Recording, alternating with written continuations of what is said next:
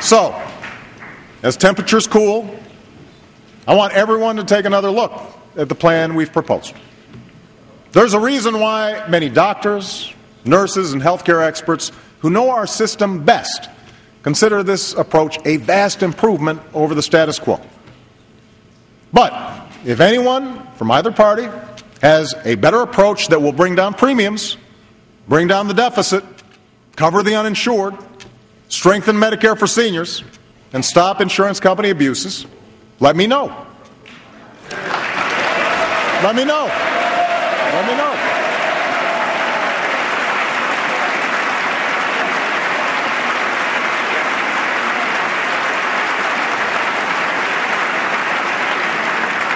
I'm eager to see it. Here's what I ask Congress, though. Don't walk away from reform. Not now. Not when we are so close. Let us find a way to come together and finish the job for the American people. Let's get it done. Let's get it done.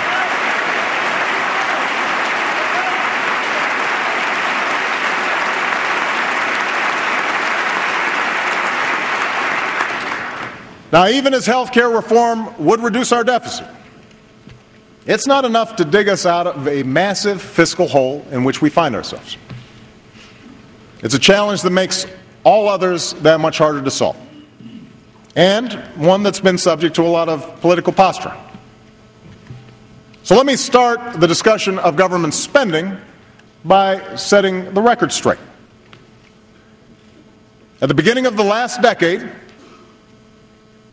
the year 2000, America had a budget surplus of over $200 billion. By the time I took office, we had a one-year deficit of over $1 trillion and projected deficits of $8 trillion over the next decade. Most of this was the result of not paying for 2 wars, 2 tax cuts, and an expensive prescription drug program. On top of that, the effects of the recession put a $3 trillion hole in our budget. All this was before I walked in the door. Now,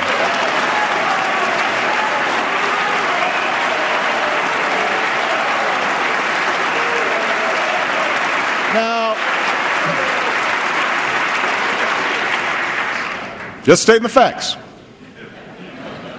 Now, if we had taken office in ordinary times, I would have liked nothing more than to start bringing down the deficit. But we took office amid a crisis, and our efforts to prevent a second depression have added another $1 trillion to our national debt. That, too, is a fact. I'm absolutely convinced that was the right thing to do. But families across the country are tightening their belts and making tough decisions. The federal government should do the same.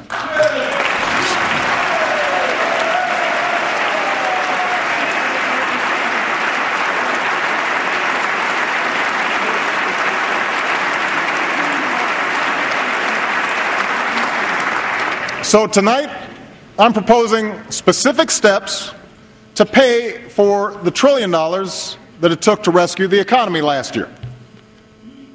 Starting in 2011, we are prepared to freeze government spending for 3 years. Spending related to our national security, Medicare, Medicaid, and Social Security will not be affected. But all other discretionary government programs will. Like any cash-strapped family, we will work within a budget to invest in what we need and sacrifice what we don't. And if I have to enforce this discipline by veto, I will.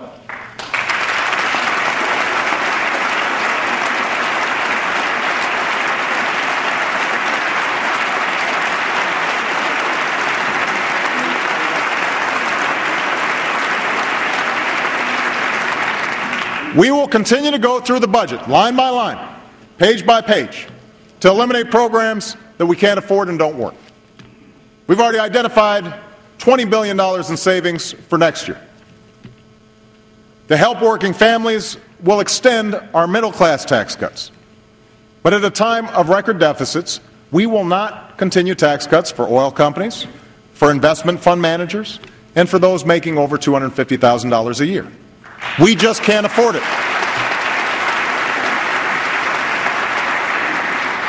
Now, even after paying for what we spent on my watch, we'll still face the massive deficit we had when I took office.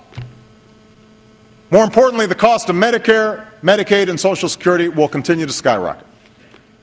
That's why I've called for a bipartisan fiscal commission, modeled on a proposal by Republican Judd Gregg and Democrat Kent Conrad. This can't be one of those Washington gimmicks that lets us pretend we solve a problem. The commission will have to provide a specific set of solutions by a certain deadline. Yesterday, the Senate blocked a bill that would have created this commission. So I'll issue an executive order that will allow us to go forward, because I refuse to pass this problem on to another generation of Americans.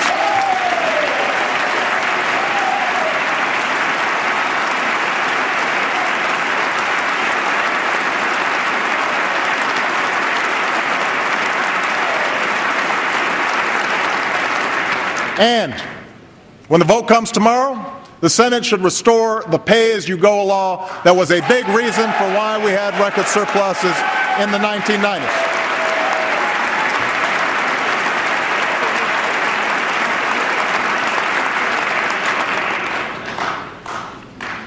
Now, I know that some in my own party will argue that we can't address the deficit or freeze government spending when so many are still hurting. And I agree, which is why this freeze won't take effect until next year, when the economy is stronger. That's how budgeting works.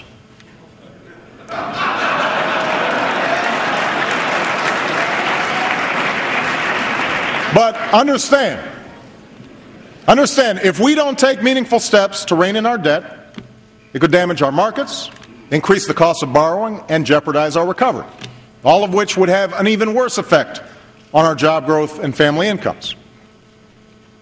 From some on the right, I expect we'll hear a different argument. If we just make fewer investments in our people, extend tax cuts, including those for the wealthier Americans, eliminate more regulations, maintain the status quo on health care, our deficits will go away. The problem is, that's what we did for 8 years.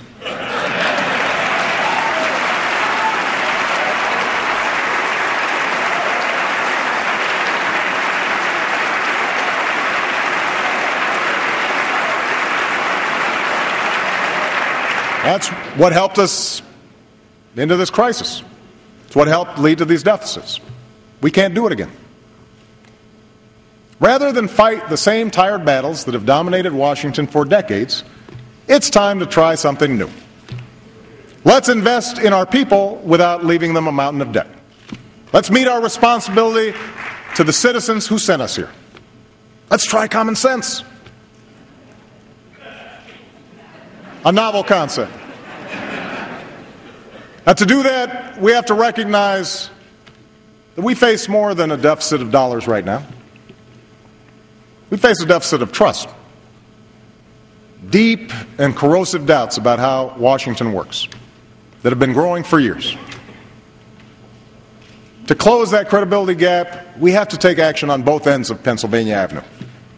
To end the outsized influence of lobbyists. To do our work openly. To give our people the government they deserve.